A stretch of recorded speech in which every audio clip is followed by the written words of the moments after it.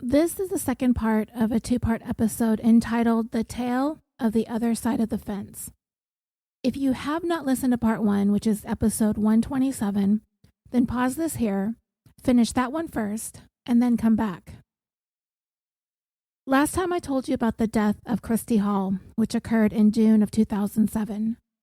Her husband Chris claimed that he found his wife floating unresponsive in their backyard spa and assumed that she had fallen, struck her head on the concrete corner of the edge of the spa, went unconscious, and drowned. But Christi's injuries told another story, and Chris was subsequently arrested and charged with murder. And the couple's 3 daughters were adamant their father did not kill their mother. If they had had so much as an inkling of suspicion that he had a hand in their mother's death, they would be the first ones to turn him into police.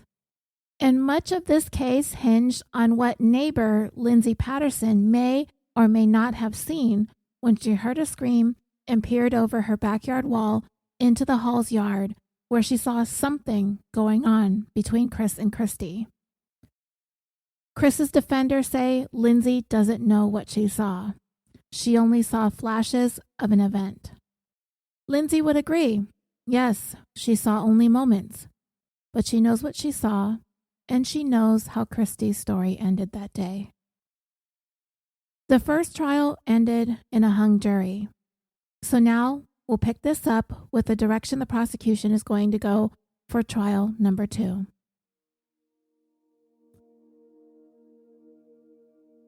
The prosecutor's first matter at hand was to send an investigator up to Idaho, where Chris Hall had worked as chief of police in 2 small towns. And that investigator found and spoke to a former LAPD officer and the current county commissioner up in Idaho, and a former friend of Chris's, Jerry Winkle. And he said, quote, "Chris was a great, great con man," unquote. The men used to be friends up until one night of drinking and poker. Their friendship hit the skids that evening. While playing cards and knocking back a few beers, Chris Hall made a stunning admission that he had actually shot himself in the leg in order to receive medical retirement benefits. Yep, you heard that right. He shot himself. After he got a few beers in him, he just came right out and said it.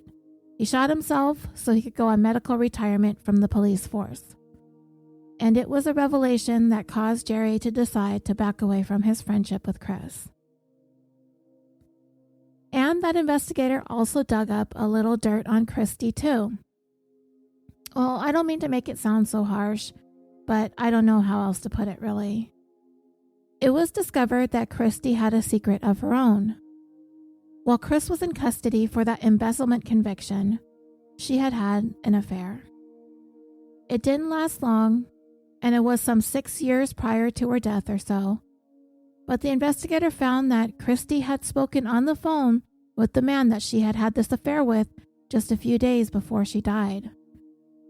But the only way this could have been a motive for killing Christi would be if Chris was in the know about the affair, or if he knew that she had started talking to the man again in recent days.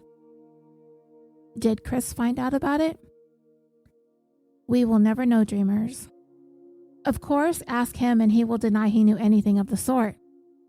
But the investigator also talked to some of Christi's co-workers where she worked as an X-ray technician, and some of them reported that they noticed some changes in Christi. She hadn't been her usual effervescent self, and she had even shared with some of them that she had been contemplating divorce. So if this was true, then a second jury might have more of an understanding when it came to a motive in this case. And there was another thing that needed some explaining. Why didn't Lindsay Patterson see Christi drowned in the water when she peered over the fence the second and third times? This fact enabled the defense to argue that she didn't see Christi because Christi was inside. So the prosecution set out to see if they could explain Christi being in the spa, but Lindsay being unable to see her. They hired an expert named Andrea Zafaras, to do a recreation in the actual spa itself. She got into the spa and she was videotaped from where Lindsay was standing, and it was clear on the video that no matter where Andrea was floating face down in the spa, she could not be seen from Lindsay's vantage point. It was just a matter of the distance and the angle from where she was standing and looking that caused her to not be able to see Christi in the water. So with this new information, the prosecution was ready for round 2. A year after the first jury deadlocked in 2011, Christi Hall went on trial for a second time. The following information comes from the actual court documents on the second trial. On June 7, 2007, Chris and Christi Hall were having their master and guest bathrooms remodeled and combined into one larger bathroom. The contractor had removed the showers and the tubs, and on the morning of June 7th, the Halls and Courtney were planning to bathe outside in the family spa. The contractor was scheduled to arrive around 6:45 a.m. Christi came to Courtney's room sometime between 6 a.m. and 6:15 a.m. to wake her up. Christi was in her bathing suit and told Courtney that she and her dad were on their way out to the spa. Christi asked Courtney whether she was going to join them in the spa, and she said that she would bathe at her grandparents' house later that day. Courtney stayed in bed until her dad later came by and tried to wake her up. Lindsay Patterson woke at about 6 a.m. After getting up, she sat on her mother's back patio, drinking coffee and smoking a cigarette. After 5 to 10 minutes, Lindsay went inside the house and used the bathroom next to the front door of the house. The bathroom window was open and looked towards the street towards the front of the house. Through that bathroom window, which was cracked open, Lindsay heard a woman scream, and the scream sounded panicked. That scream frightened Lindsay. A minute later, she walked out of the bathroom and towards the front door. At that point, she saw her mom, Sharon Lopez, on the back patio and did not open the front door, but went to Sharon and asked whether she heard the scream. She said she did hear the scream. Sharon had been asleep in her bedroom at the back of the house, which looks out to the backyard, and her bedroom door was open. Around 6:30, Sharon was awakened by a loud scream or screaming. She immediately got out of bed and walked down the hallway that led out to her patio. The sliding glass door to the patio was open and she walked out there. After a couple of seconds, she heard some splashing, thumping, and loud grunting sounds coming from the Hall residence. The sound stopped just before Lindsay came to the sliding glass door. Sharon told Lindsay that she heard the scream and thought that the kids were playing in the Hall's pool. Sharon then went inside her house for some coffee and noted that the clock on her mantle read 6:32 a.m. After discussing with her mom where the scream came from, Lindsay walked out into the patio and listened, but she was still curious about where the scream had come from. After listening for a minute or so, Lindsay walked over to the wall separating hers and the Hall's yards because she heard a gurgling sound, as if someone had swallowed too much water. She looked over or through the wall and she clearly saw the spa area in the Hall's backyard. She saw Chris in the spa, leaning over and holding Christi's face down in the water with his right hand on her head and his left hand on her back. Lindsay saw the right side of Chris's body and he was leaning over Christi. Lindsay initially thought that the couple might be engaged in a sex act because Christi's head was bent down between Chris's legs. After looking over the wall for around 30 seconds, Lindsay walked back to the patio where her mom was drinking coffee and told her what she had seen. Her mom told her not to worry about it and it was probably nothing. About 90 seconds after she left the wall, Lindsay went back over there and looked into the Hall's backyard for a second time. This time she saw Chris sitting alone in the spa, leaning back against the wall with his elbows on the brick, looking around. This time she did not see Christi. She went back to her mom and told her that she did not see the woman anymore. Lindsay was concerned because she did not believe that enough time had passed for Christi to get out of the spa and walk inside the house. Sharon told Lindsay to stop being nosy and to not worry about it. Still concerned, Lindsay went back to the wall and looked into the hall's backyard for a third time. This time she saw Chris step out of the spa and dry off with a towel as he walked around in a hurried manner. He put on some slip-on shoes and looked towards the spa as he walked towards the wall where Lindsay was looking towards him. Chris looked angry, as if he was in his own world and disconnected from anything. When Chris walked towards her, Lindsay loudly called out, "Sir? Excuse me, sir?" a couple of times. Despite her calls, he did not look in her direction. She watched Chris walk into the house. He stopped at the mat at the back door and continued to dry himself off with a towel. Lindsay had a gut feeling that something was wrong. She again went back to her mom and told her to call 911. Sharon ran inside, grabbed the phone, and dialed. She brought the phone to Lindsay on the patio, and Lindsay spoke with the 911 operator. During the call, she relayed to the operator in real time some things that she heard coming from the hall's yard, such as a man yelling, "Take her out." Courtney Hall was looking at her alarm clock at 6:37 a.m. when her dad came into her room. He knocked on the wall and told her to get up because the contractors would be there soon. Around 30 seconds after he left her room, Courtney heard her dad scream. She ran to the back sliding glass door and saw the defendant sitting on the concrete ledge of the spa with his feet in the water and his arms under Christi's armpits, pulling her out. Chris told Courtney to call 911 and hurry, and Courtney did so. While on the phone with the 911 operator, Courtney helped Chris pull Christi out of the spa. Chris was wearing shoes when he got out. After helping her dad pull Christi out of the spa, Courtney ran through the house, threw her phone on the living room sofa, opened the front door, ran outside to open the front gate, and then ran back through the house back to the spa.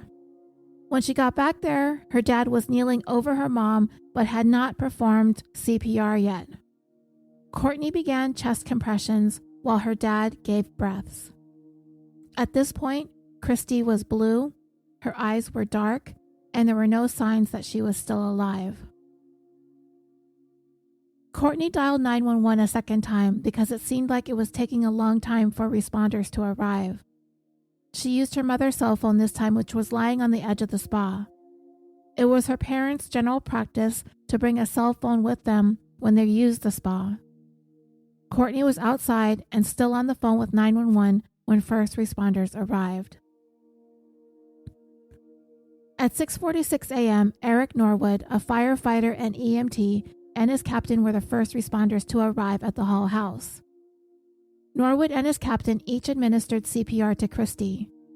They also moved her body a couple of feet to a dry area so they could use the defibrillator pads. They were not able to get any vital signs. Mark Woodward, a paramedic with American Medical Response, arrived at the Hall house at 6:48 a.m. He found Christi cool to the touch with no pulse or heartbeat. The fire department continued CPR while Woodward created an advanced airway for Christi by intubating her. Woodward also inserted an IV at the top of Christi's right hand. She was placed on a backboard on the ground and lifted onto the stretcher and taken to the ambulance. She was not dropped, and no injury occurred to her body while Woodward was present. Nor did any bruising likely occur to Christi's mouth as a result of the intubation. Photographs of Chris Hall were taken on June 7, 2007, and it showed injuries to his right bicep, his chest, his right leg, his left foot, his right foot, and on both toes on both of his feet. Chris's DNA matched the DNA in fingernail clippings taken from Christi. A white metal earring and a hair clip with a large clump of hair were found at the bottom of the spa. Courtney looked after many of the family's financial responsibilities after their mother's death. Only a couple of weeks after Christi's death, Courtney discussed disconnecting notices and late notice bills with her dad. In 2004, Chris and Christi took out life insurance policies. The value of Chris's policy was $1 million, and the value of Christi's was $750,000. Following his arrest in this case, Chris Hall relinquished his rights as the primary beneficiary of Christi's policy, and the proceeds of the policy were paid to his and Christi's 3 daughters, Courtney, Brianna, and Ashton. The prosecution presented the testimony of 2 experts, Andrea Zafaris and Dr. Mark McCormick, who opined that Christi's drowning was not an accident but a homicide. Andrea testified first, followed by Dr. McCormick. For 7 years prior to Christopher Hall's trial, Andrea Zafaris had worked as a medical legal death investigator for the Dutchess County Medical Examiner's Office in New York. She testified as an expert on drowning deaths and opined that Christi Hall's death was not an accidental drowning. Andrea went to the Hall home and got into the spa. Mimicking an unconscious person underwater, she let herself go limp and exhaled the air from her lungs. She did this several times and sank to the bottom each time. She opined that if a person drowned in the spa, their head and entire body would be on the bottom of it. Andrea examined Chris's injuries and opined that the injuries on his right foot and chest did not occur when he performed CPR on Christi. Andrea had given CPR and had seen CPR performed hundreds of times by people who were barefoot and working on gravel, sand, docks, cement, pool decks, and other types of environments, and had never seen a foot or chest injury like Chris's occur as a result of performing CPR. Andrea also examined Christi's injuries. Visual inspection revealed the presence of petechial hemorrhages, which Andrea explained are little spots visible on the skin due to capillaries rupturing from pressure. Andrea noted that the presence of petechiae is extremely rare in drowning cases, and their presence suggests that the drowning death was not accidental. She had never seen a drowning victim with as much petechiae as on Christi's body. She also opined that the 2 injuries on Christi's head could not have come from a single blow. There was a bruise only on one side of Christi's nose, and Andrea had never seen a similar contusion resulting from squeezing a person's nose during CPR. A large clump of Christi's hair was found in the hair clip at the bottom of the spa. Andrea had seen people removed from pools hundreds of times and had read hundreds of articles and police reports, but had never heard of a clump of hair being torn from a person's head during the removal process. Lastly, people who are in the process of drowning cannot scream, but can make gurgling sounds.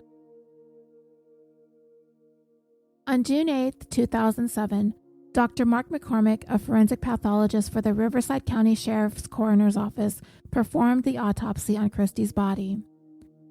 On his initial inspection, Dr. McCormick noticed smeared blood on parts of Christi's body and medical equipment, including an endotracheal tube in Christi's mouth, an electrocardiogram and defibrillator pads on her torso, and intravenous catheters in her body. The Sheriff's Coroner's Office requested that life-saving medical equipment be left on the body so that they may distinguish between injuries that occurred before death and those that occurred as a result of life-saving measures. During his external examination of the body, Dr. McCormick noted a 3-inch long laceration on the left side of the scalp, 1/4 to 3/4 of an inch deep and extending down to the underlying bone. There was a smaller laceration towards the back of the head, also on the left side. Dr. McCormick opined that the 2 lacerations resulted from at least 2 separate blows or blunt force trauma impacts to Christi's head.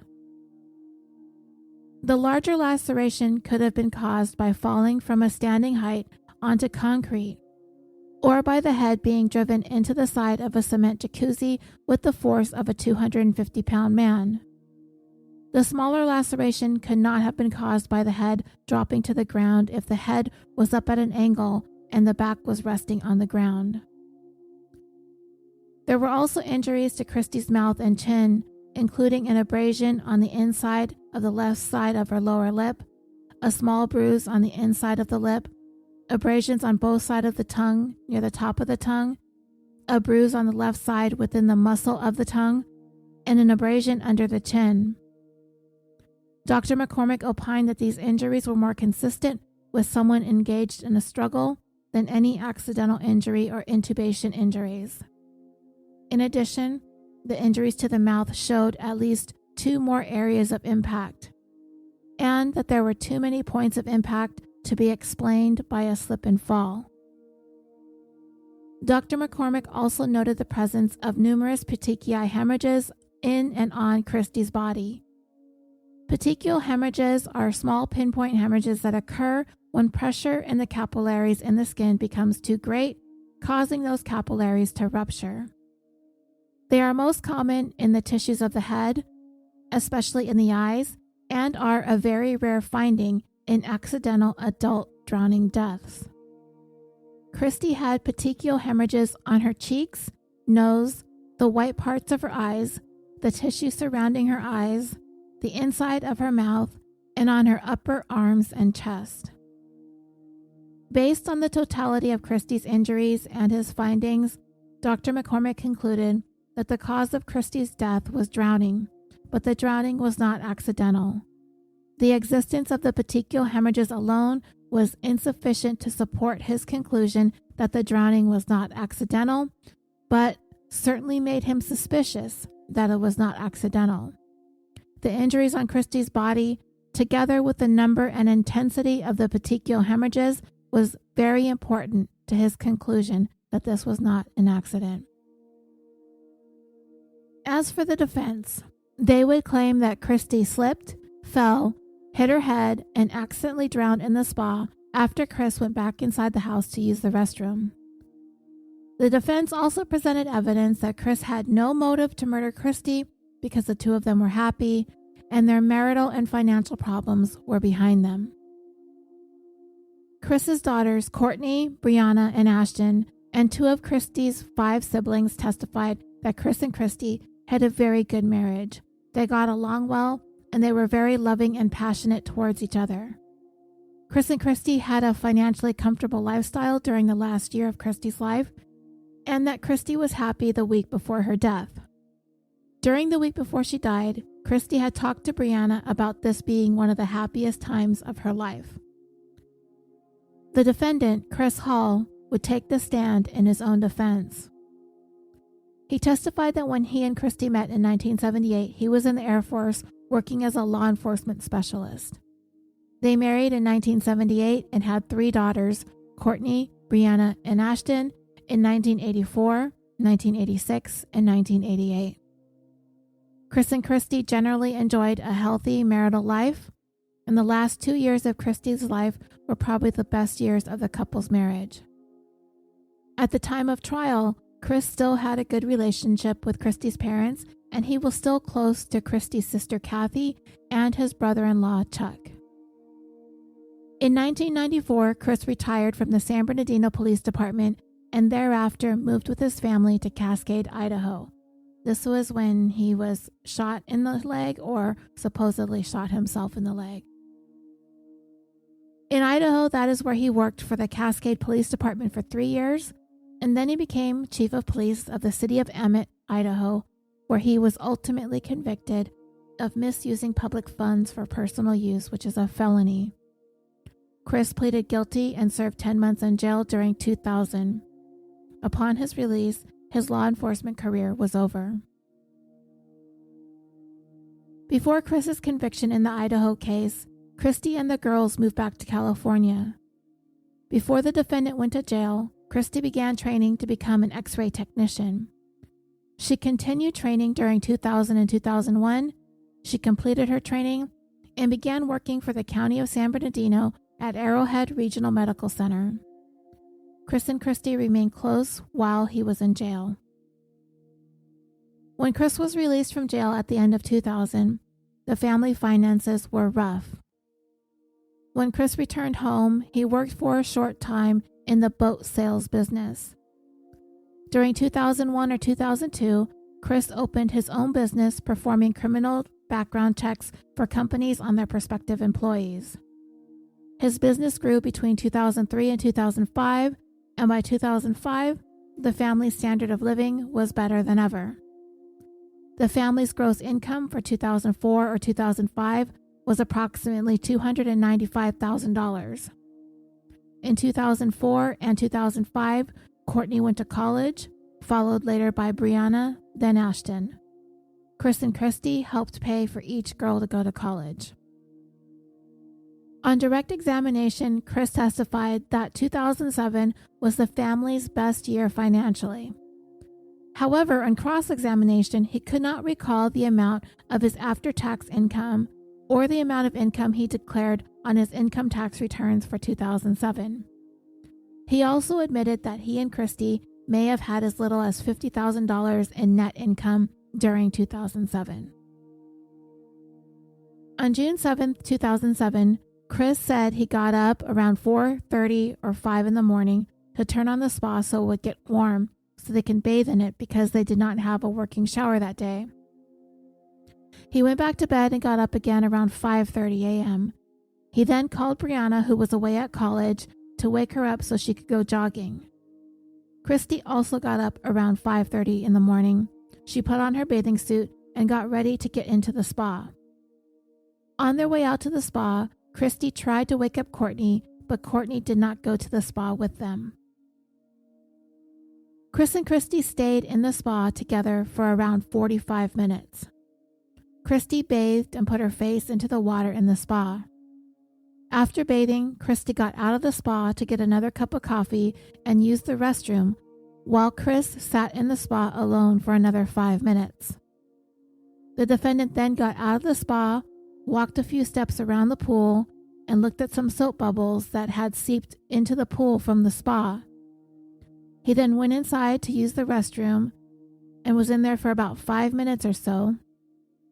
It takes about 15 to 20 seconds to walk from the spa to the house. As he walked out of the restroom to the door to Courtney's room was ajar and he pushed it open, he banged on the wall and told Courtney to get up. Chris then walked out to the backyard again. He did not know anything was wrong until he walked up to the pool deck and saw Christi floating face down in the spa. He jumped into the spa with his shoes and he put his arms under Christi's armpits and tried to pull her out of the water and yelled for Courtney. It was difficult for him to lift Christi out of the water by himself because she almost weighed 200 pounds or 90 kilograms. Courtney helped him pull Christi out of the spa and they laid her on the pool deck. He gave breaths to Christi while Courtney performed chest impressions. Although his shoes were on when he pulled Christi out of the spa, he believed he was barefoot when he administered CPR.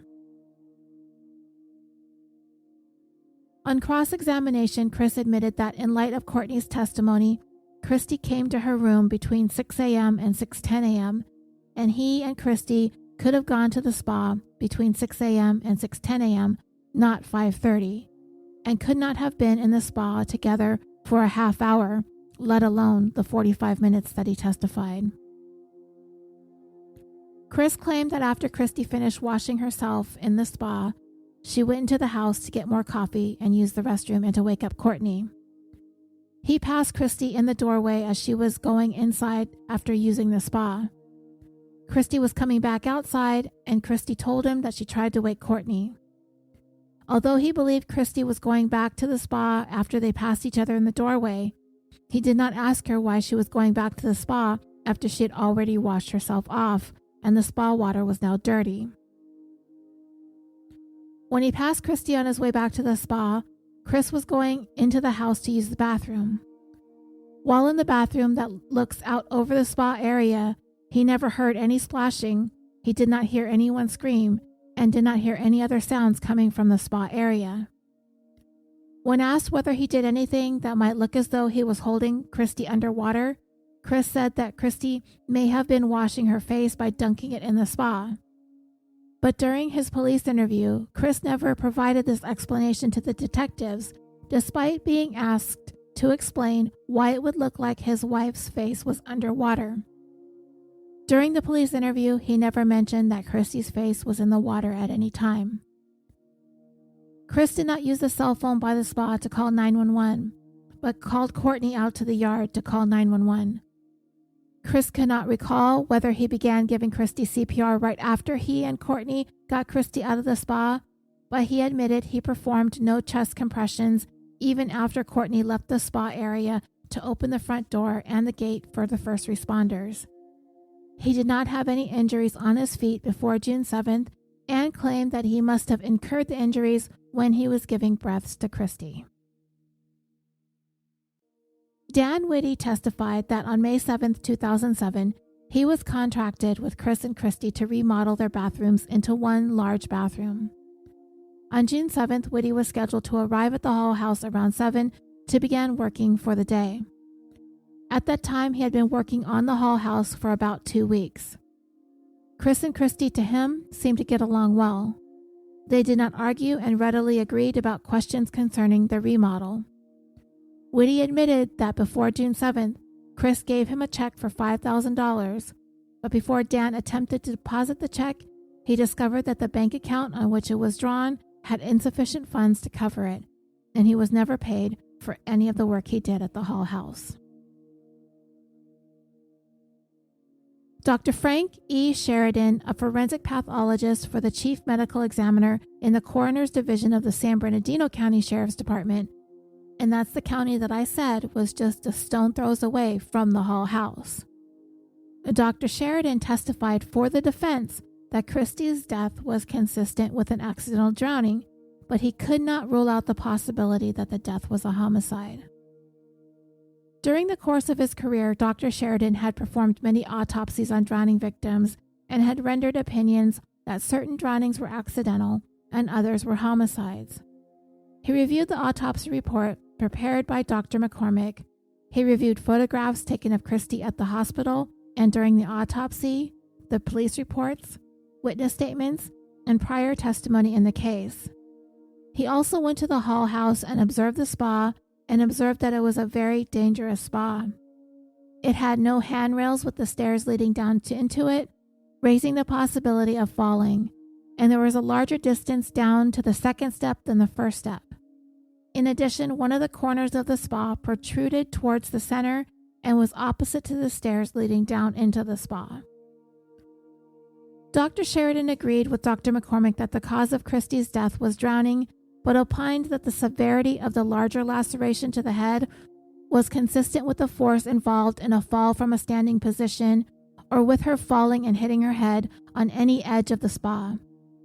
The injury almost certainly would have rendered Christi unconscious. The injuries to Christi's mouth, torso, and ribs could have been caused by a fall, taking her out of the spa, or efforts to resuscitate her. Dr. Sheridan admitted, however, that the 2 lacerations on Christi's head were not caused by the same impact. Dr. Sheridan believed that the petechiae in Christi's body was caused when she died face down and tilted with her head lower than her feet towards the bottom of the spa. Given the configuration of it, he opined that if Christi fell, then her feet would have been held up by the seating tiers and her head would have been lower than her feet. He was not aware that the defendant testified that he found Christi with her head floating close to the surface of the water. Raymond Chopko, a police detective in Idaho, met Chris in Cascade, Idaho in 1996 and considered himself a friend of Chris's and got to know the defendant fairly well between 1996 and 2000. They worked together in law enforcement for nearly 2 years. Their daughters attended the same school, and their families socialized with each other, including on weekends. Based on his professional and personal experiences with the defendant, Detective Chopko opined that Chris was probably the biggest con man he's ever met in his life. On cross-examination, Detective Chopko admitted that he had not spoken with the defendant since 1998. Gerald Winkle worked for the Los Angeles Police Department for 23 years and retired as a lieutenant. He met Chris in Idaho when he and the other officers, including Detective Chopko and ex-police officers like himself, met to play cards and have dinner. Winkle was a friend of Chris's and his family's when they lived in Idaho, around 15 years before this trial. Based on his relationship with Chris, Winkle opined that he was not an honest man, and he was ashamed to bring up the fact that Chris was or had been a police officer. And like Detective Chopko, Winkle had not spoken to Chris since 1998 when he left Idaho. Cynthia Rojas was one of Christi's co-workers and friends. She had known Christi for about a year before her death and took breaks with her at work. When Cynthia first met Christi, she was happy, bubbly, and outgoing, and would say good morning to everyone every day. About 3 weeks before Christi's death, Cynthia noticed a big difference in Christi's personality. She became very quiet. She appeared to be sad and anxious and was kind of moody. Cynthia had not seen Christi act moody prior to the 3 weeks before her death. Leticia Venezuela also was friends with Christi at work and knew her for about 3 years before her death. During the week before Christi's death, Leticia too noticed a significant change in Christi's personality. Christi became very serious, she appeared to have a lot on her mind, and she stopped greeting people when she arrived at work. Contrary to her normal disposition, she did not appear happy, and she seemed upset about something. Normally, Christi would greet everyone and was extremely friendly. Taffy McDowell was also Christi's friend and co-worker. They took their breaks and lunches together. When Taffy first met Christi, she was outgoing, happy-go-lucky, cheerful, caring, and kind. One time when she had lunch with Christi, Taffy complimented her on her family and her relationship with her husband. But in response, Christi had said at one point in time that it had gotten bad where they were contemplating divorce. Taffy also noticed a big change in Christi a week or two before her death. She became introverted and distant to everyone, and she seldom came out of her office. She said it looked like the life had been sucked out of her. Julie Dietl was best friends with Christi and had known her since 1999. When they first met, Christi was always in a good mood and could make anyone laugh and have a good time. Between 2006 and 2007, Julie spoke with Christi on the phone almost every day. About 6 months before Christi's death, Julie noticed that her personality had changed. She was unhappy and in a bad mood. Julie asked Christi what was wrong, and Christi told her that she was mad at their boss, but Julie did not believe that was what was affecting Christi, that was work-related. On cross-examination, Julie said that she believed Christi's marriage to the defendant was great up until the time Christi died. They appeared to love each other. When it came to Christi's affair, there was no evidence that Chris knew about it, so the judge ruled it inadmissible. The judge also ruled out the testimony about Chris having shot himself in the leg in order to get a medical retirement from the police force. There was no proof that that actually happened, and it was extremely prejudicial. The defense also came up with their own demonstration in the spa that from certain angles, it could look like two people were touching when they actually weren't. Even two of Christi's own siblings came to testify that there was not a chance that Chris did this to her. And that in and of itself was incredibly powerful testimony. Even more powerful than the fact that the medical examiner from neighboring San Bernardino County went out on a limb and disagreed with the findings of the Riverside County medical examiner, finding that Christi's death was an accidental one, not homicide, and that Christi's head injuries could be explained away by an accidental fall, though he did not rule out homicide as a possibility. And remember, I told you in the beginning, Cali Mesa was right up against the San Bernardino County line, so if Christi had fallen a couple of blocks over, this case may have never gone to trial. As for Lindsay Patterson, well, anyone can say what they will of what she saw, or what they think she saw or didn't see, how she saw, where she stood, what she interpreted or misinterpreted, whatever the case. The bottom line is Lindsay knows how the story ended, and that is enough to confirm for her that she saw exactly what she believed she saw, what she told 911 that she saw, a man holding a woman's head underwater. Of course, that doesn't mesh with what the Hall girls say that they know what happened, and it wasn't anything close to what Lindsay says happened. And the jury, well, they believed Lindsay. After 2 days of deliberation, they found Chris Hall guilty of murdering his wife.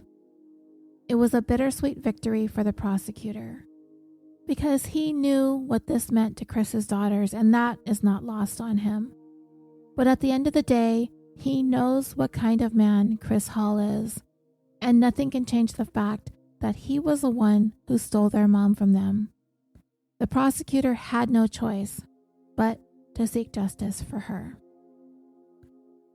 And the Hall family would remain forever divided, as even Chris's own brother believed in his guilt and implored the judge to hand down the maximum sentence, even if that meant his nieces would be forever angry with him.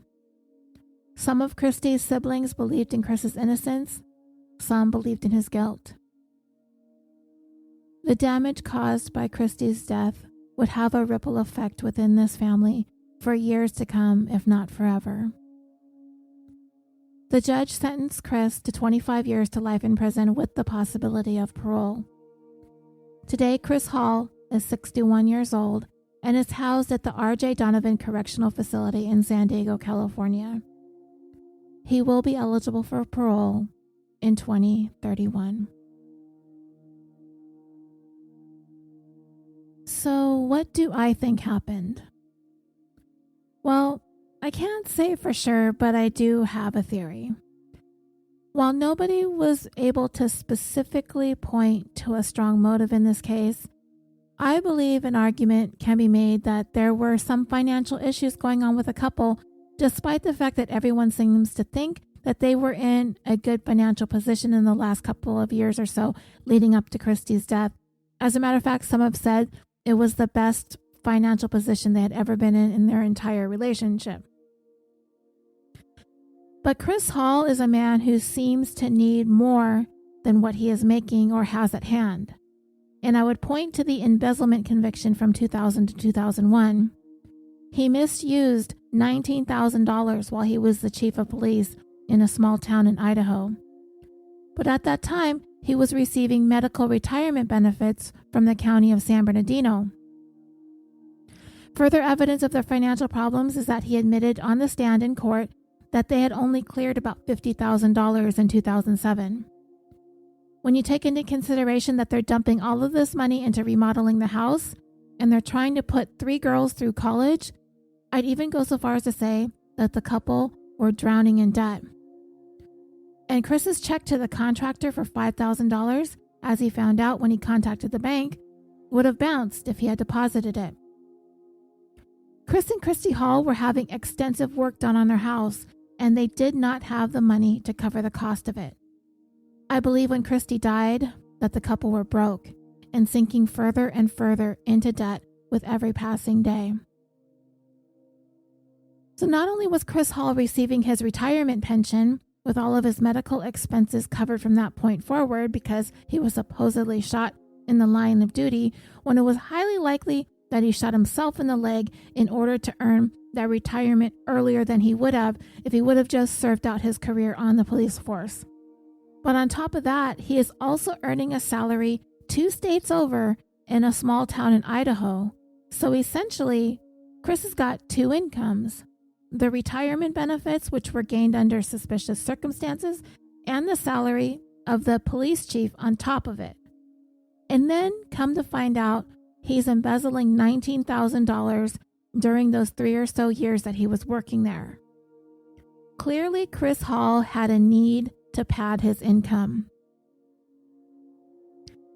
And that conviction for embezzlement would lead to a serious rift in their marriage. So much so that once Chris went to jail, Christi took her girls back to California and she was like, you know what?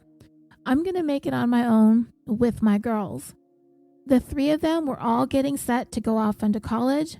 She could not afford to sit around and wait for her husband to take care of them anymore. So she trained as an X-ray technician. She got herself a plum job back where she came from, San Bernardino, California. She was establishing her own life. She was making her own friends, making her own connections, her own money, her own independence, and Chris Hall was no longer her Elvis lookalike man in uniform. He had flushed his entire career down the drain and put her and her girls in financial dire straits. Let's not forget that while he was in prison, Christi strayed. Though when he got out, she did do the right thing. She refocused on her family and her girls and herself. But by this time, I feel like Chris Hall was a hanger-on. But how and why? Courtney, Brianna, Ashton, anyone who knew Chris and Christi would say that they were absolutely, totally in love, that the relationship was rock solid, that they were best friends and soulmates. And dreamers, I believe Christi was so devoted to her 3 girls. I think she was able to compartmentalize her feelings in that sense. I don't think she loved Chris anymore. I think his actions, his character, ruined who he had once been for her. I feel as though her love for the girls was enough to carry her through. She knew her girls loved their father, and that made her feel secure and fulfilled. And I do not think she wanted to do anything to jeopardize her daughter's perception of their father. However, as time wore on and Christi was coming more and more into her own and earning her own money and building up her own life, I think Chris was bringing her down. I think she saw herself as better off without him. They could divorce, they could sell the house, they could cut their losses. They were just about halfway done getting their daughters through school.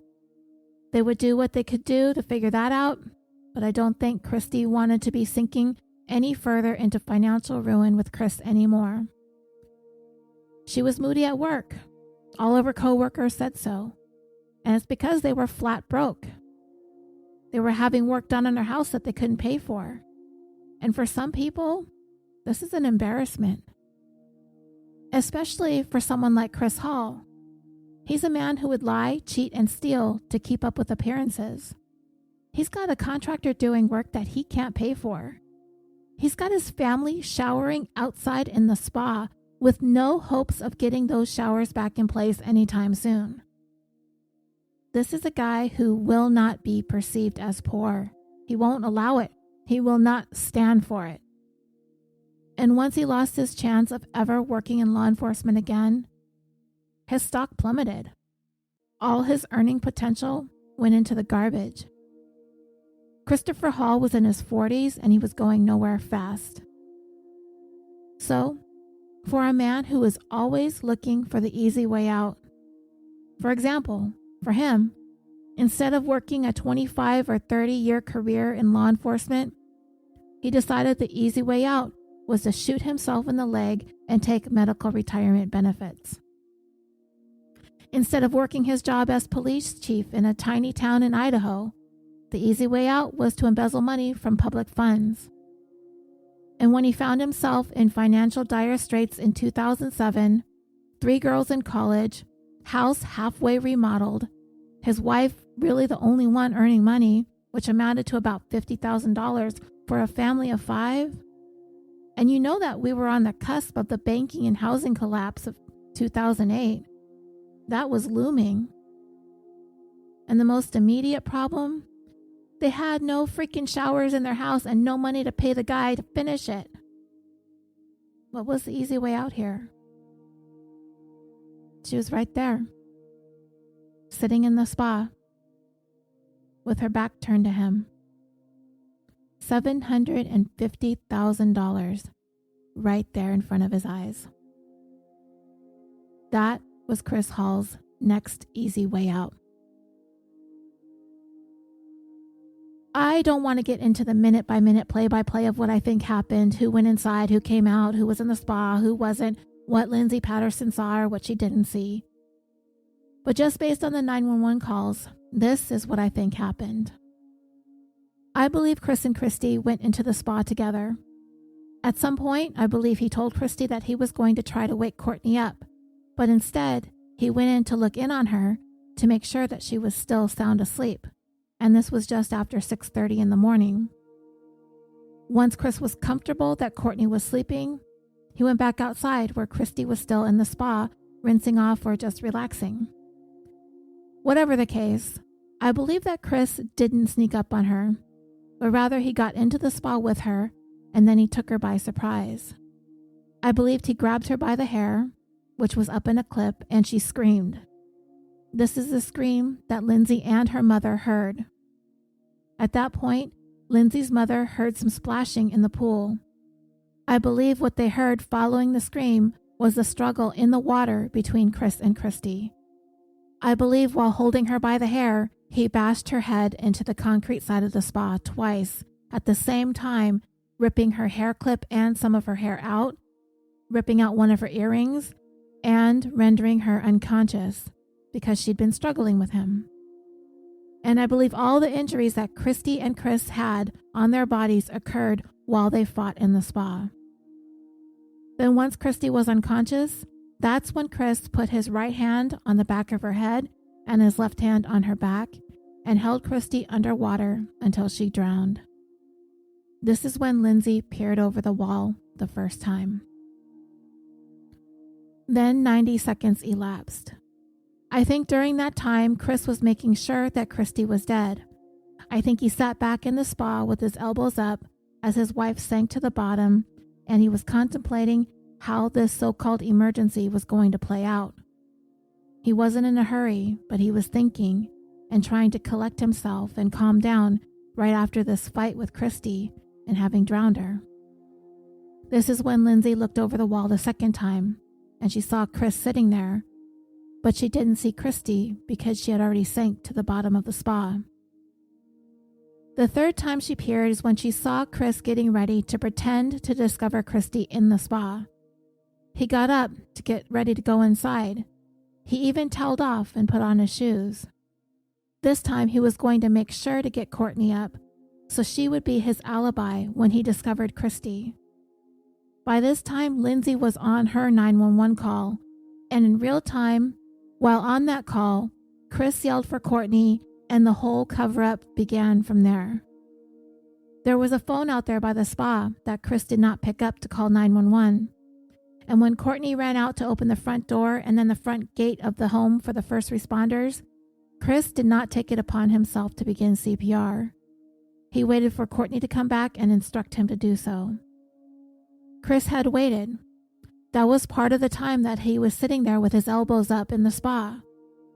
He was waiting for a long enough time to pass before alerting Courtney to make sure that Christi could not be revived. And that is my theory when it comes to the death of Christi Hall.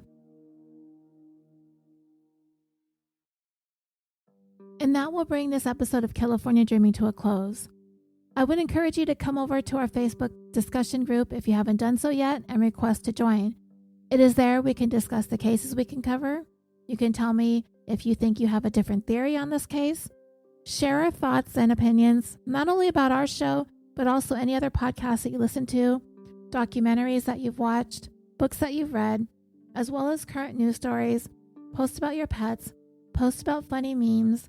And I also have to remind you that we try to stay away from political talk in the group, so be mindful of that when you do post your articles and memes and stuff like that.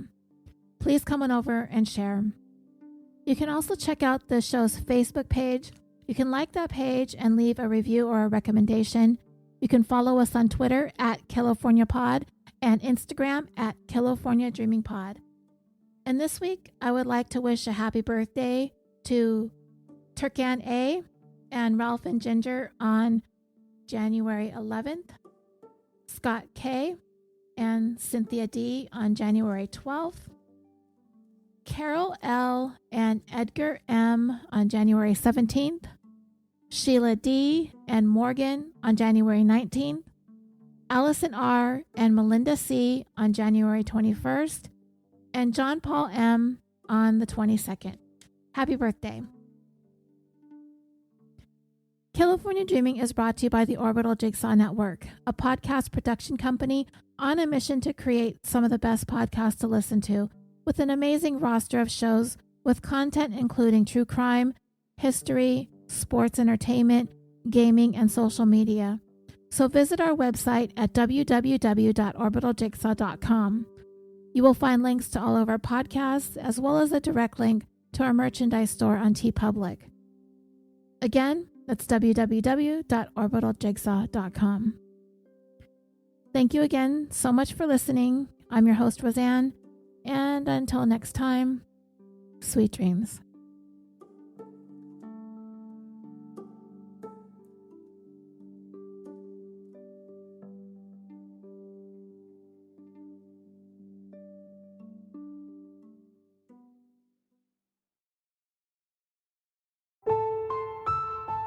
Wondery Plus presents its newest podcast, Deadly Misadventures, hosted by Justin from Generation Y and Tyler from the Minds of Madness. We'll bring you some of the most terrifying real-life stories of those who came face to face with death. Some who lived to tell the tale, while others succumbed to their deadly misadventures. I'm gonna do bad things, do it like it's nothing. Being bad has never felt so good. Doing bad things to you. you know the odds. The stakes are high. Care to take your chance with Lady Luck? To hear all Deadly Misadventure episodes exclusively ad-free, just visit Wondery.fm/deadly to start listening now. Doing bad things to you.